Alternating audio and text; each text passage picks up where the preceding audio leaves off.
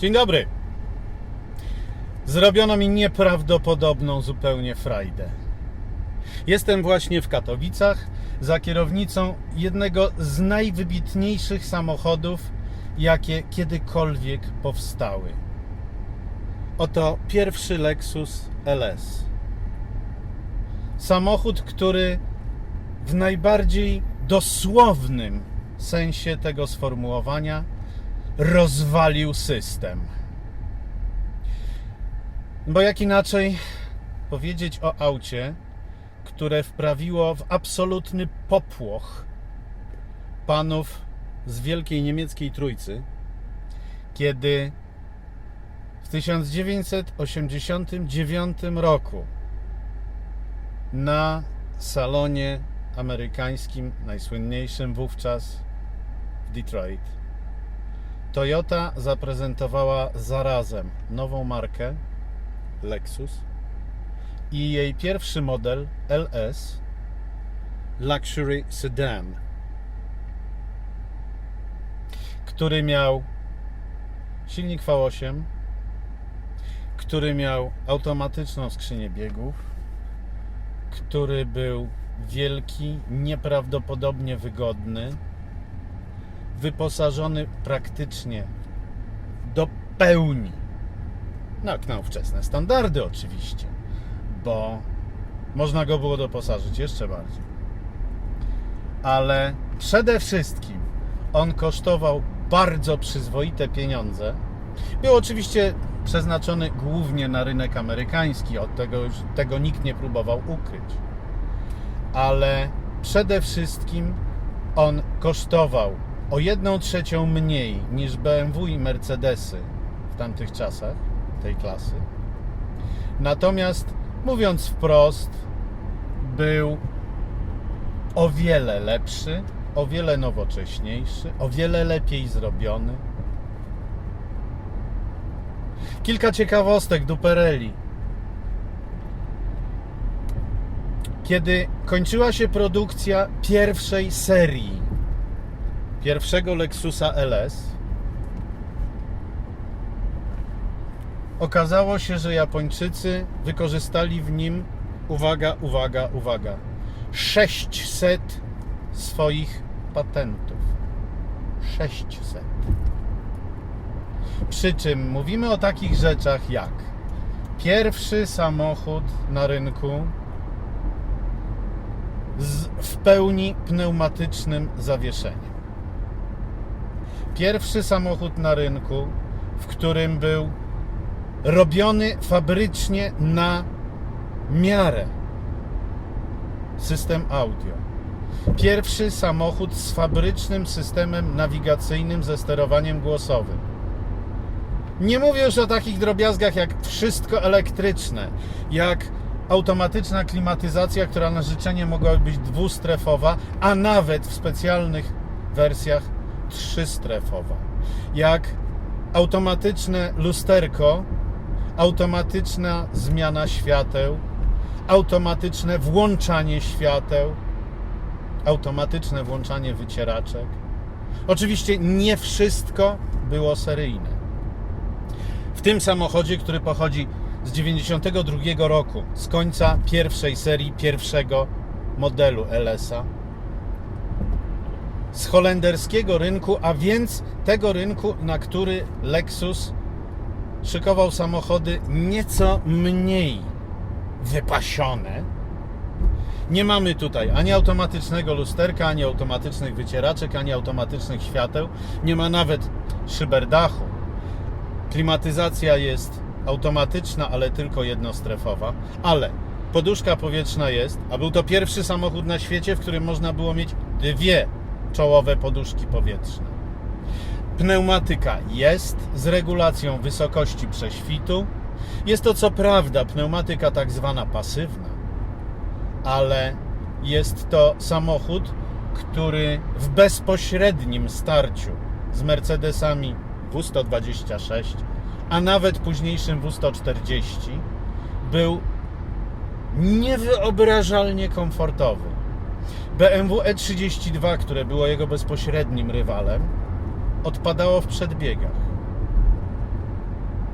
Jaguar odpadał w przedbiegach. I jeszcze coś. Jadę w tej chwili prawie 100 km na godzinę. Mam włączoną klimatyzację. Jadę na naleśnikach, jak widzieliście na zdjęciach, to są bardzo niskoprofilowe opony. Uwaga, pomiar.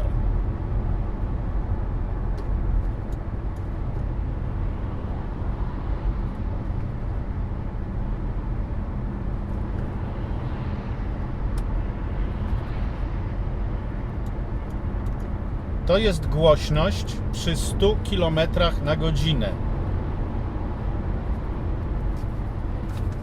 Dla ułatwienia, dzisiejsze samochody tej klasy bardzo rzadko schodzą poniżej 60 dB przy 100 km na godzinę.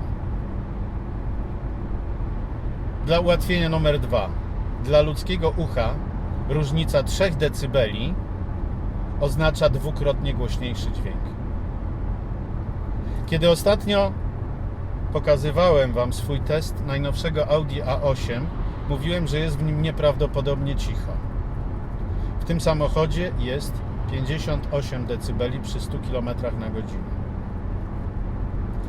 W tym konkretnym egzemplarzu na Waszych oczach zmierzone 45 dB.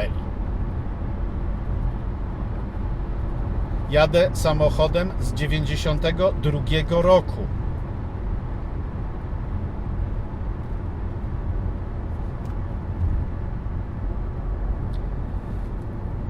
Trudno w ogóle opisać, jak dalece ten samochód wyprzedzał swoją epokę. Zaznaczam, ten akurat ma 231 500 km, co widać na zdjęciu. I to jest prawdziwy przebieg, udokumentowany zarówno historią serwisową, jak książką serwisową i tak dalej. Ludzie, w 1984 roku pan prezes Toyoty, Toyoda, uznał, że czas najwyższy, żeby marka odnosząca tak fantastyczne sukcesy na całym rynku stworzyła nową markę i pokazała aroganckim Niemcom i aroganckim Brytyjczykom, co to znaczy naprawdę luksus. Owszem, wówczas na rynku japońskim były takie urządzenia jak Toyota Celsior, Toyota Crest, Toyota Cressida. Były to samochody bardzo luksusowe, ale wyglądały przedpotopowo. Nie dawało się tego porównywać w żaden sposób z nowocześnie wyglądającymi Mercedesami W126. Wspaniały, przepiękny samochód. BMW E32. Wspaniały, przepiękny samochód. Jaguar XJ. Ach, jakie cudo. I nagle w 1984 roku pan Toyoda powiedział: zróbmy. To, że cały proces tworzenia tego auta zabrał Japończykom w sumie 5 lat i kosztował zupełnie astronomiczne wówczas pieniądze, mianowicie $1 miliard, to jest pół biedy. Że powstało 500 prototypów, że powstało 900 prototypów silnika. To jeszcze jest mało. Przy tym aucie pracowała armia ludzi, łącznie prawie 4000 osób. Oczywiście czegoś takiego nie dałoby się nigdy w życiu ukryć przed szpiegami z konkurencji. Problem był jeden, mianowicie panowie z Mercedesa uważali nawet Audi za parweniuszy i kompletnie nieznaczących na rynku potencjalnych rywali. BMW tylko i wyłącznie dlatego, że potrafiło pokazać 12-cylindrowy silnik, coś znaczyło. Ale tak naprawdę, umówmy się, liczył się tylko Mercedes. A w związku z tym, że liczył się tylko Mercedes, panowie ze Stuttgartu byli nastawieni niebywale arogancko do świata i uznali, że oni są i tak najlepsi i nie muszą niczego nikomu udowadniać, a co za tym idzie, stosowali w swoich topowych samochodach techniki i technologie sięgające jeszcze lat 60. Bo po co, skoro i tak jesteśmy najlepsi? A tu nagle Japończycy coś kombinują. Dobra, odpowiedzieli panowie ze Stuttgartu. Niech kombinują. Znowu robią kolejnego Celsiora, kolejne obrzydlistwo, które owszem będzie miało mnóstwo różnych japońskich gadżetów i tyle. I kiedy w 1989 roku pojawił się Lexus LS, to było tak, jakby się cały świat Mercedesa zawalił. Podobnie było w BMW. Audi, które było wówczas na etapie modelu V8, genialnego samochodu, ale kompletnie nie poważanego przez kogokolwiek. Jaguar, który miał permanentne problemy z jakością, owszem, był piękny, szlachetny, arystokratyczny, ale nikt go nie chciał poważać tak jak Mercedesa. I nagle się pojawia coś takiego, co ma po pierwsze przepiękną linię, po drugie stylistykę o najszlachetniejszej prostocie w typie po prostu Bauhausu, który w architekturze uczył, że prostota jest najbardziej elegancka i najpiękniejsza. Samochód, który miał elektronicznie sterowaną automatyczną skrzynię biegów. Samochód, który miał zmienną siłę wspomagania układu kierowniczego. Samochód, który miał pneumatyczne zawieszenie. Mercedes usiłował podejść do pneumatycznego zawieszenia kilkakrotnie. Notabene po raz pierwszy Airmatic, w pełni sprawny układ zawieszenia pneumatycznego, pojawił się w Mercedesie dopiero w 1999 roku. 8 lat po Lexusie. Nieprawdopodobne. I jeszcze w dodatku Lexus wywinął, Toyota powiedzmy, wywinęła wszystkim nieprawdopodobny numer. Mianowicie jeszcze w 1989 roku zdołała sprzedać 8000 egzemplarzy Lexusa LS w samych Stanach Zjednoczonych.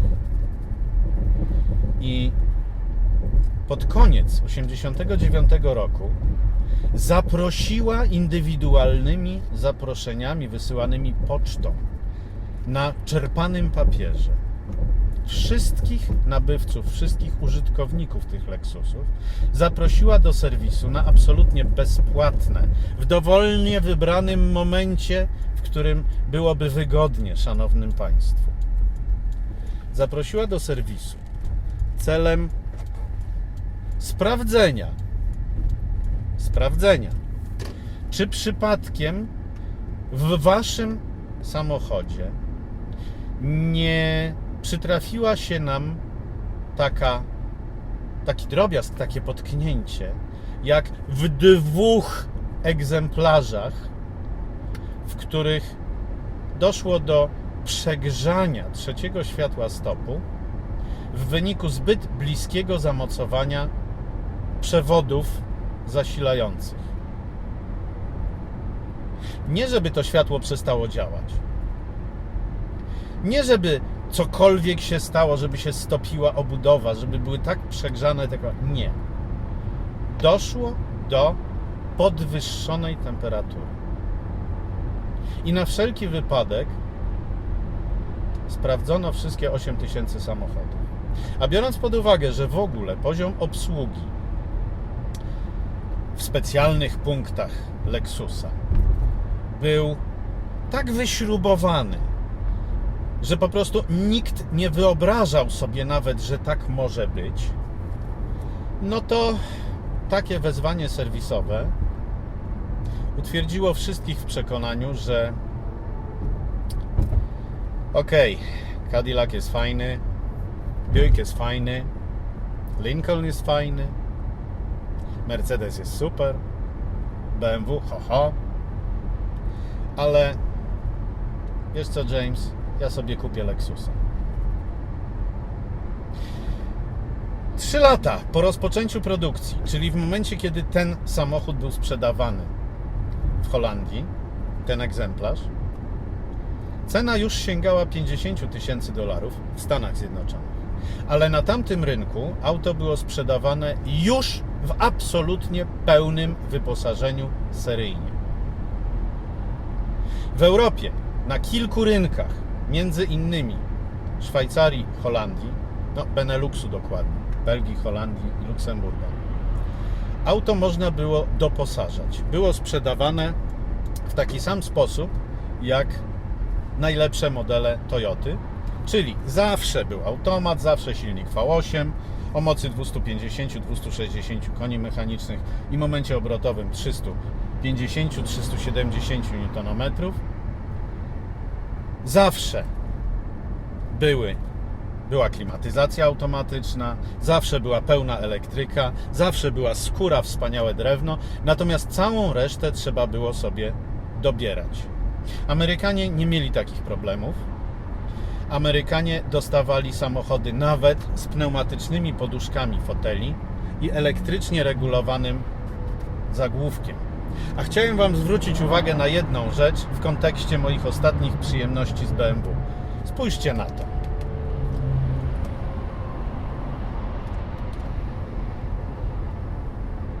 To był 89 rok. Aż się chce użyć jakiegoś grubego słowa, prawda?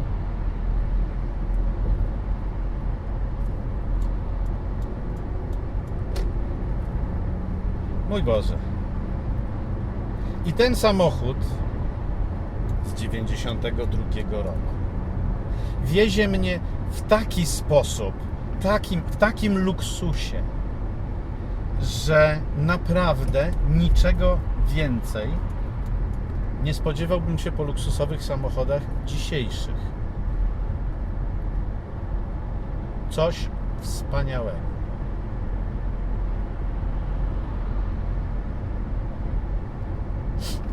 Aha, jeszcze jedno. Ten samochód zawsze miał elektroniczny tempomat. Zawsze. I poczynając od 4. miesiąca istnienia na rynku, zawsze miał co najmniej jedną poduszkę powietrzną czołową kierowcy. Zawsze miał ABS. W 89 roku już 3-kanałowy.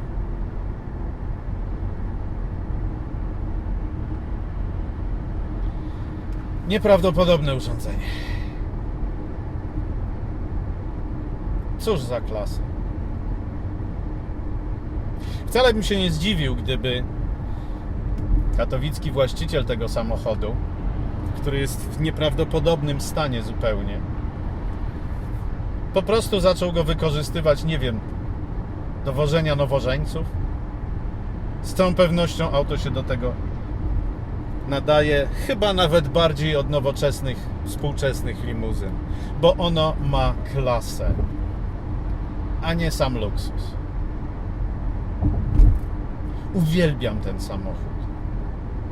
Uwielbiam ten samochód z prostego powodu. On był totalnie bezkompromisowy i jeżeli ktokolwiek kiedykolwiek pokazał całemu światu taki gest,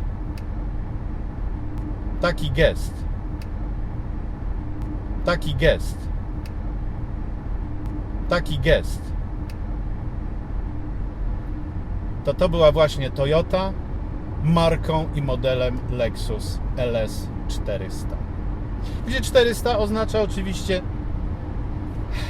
pojemność silnika 4 litry V8 32 zawory. Najnowocześniejszy wtrysk świata. Najlepszy, najdoskonalszy sposób oczyszczania spalin. Fenomenalne auto. Ciekawe, ile dzisiaj by kosztowało stworzenie modelu tak dalece lepszego od całej konkurencji. Całej. Wybitny samochód.